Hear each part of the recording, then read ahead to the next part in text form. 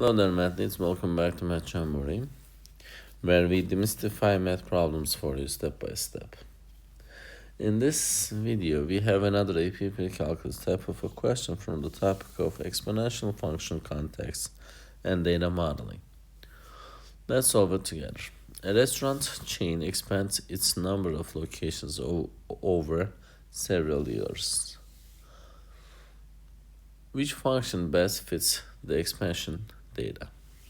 T is in years, 0 through 4, and R of T is in locations, 10 through 52.63. So, to solve this type of questions, the best strategy would be the substituting given values for T and look for the equivalence. So let's start with substituting 0, which is the first data that we have in the table. When we substitute 0 for T, we're supposed to get 10.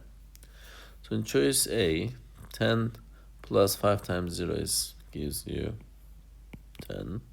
Choice B to the power of 0 is 1. 10 times 1 is still 10. 1.5 to the power of 0 is 1, and 10 when you multiply it.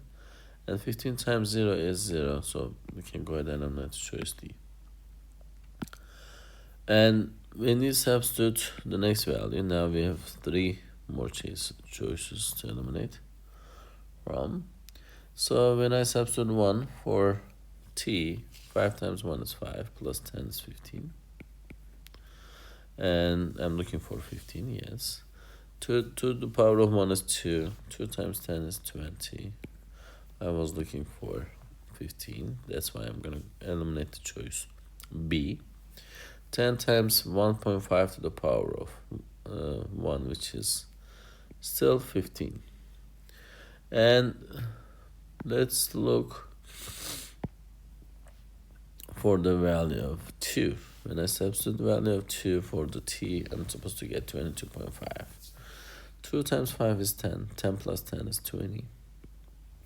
So A is not the answer.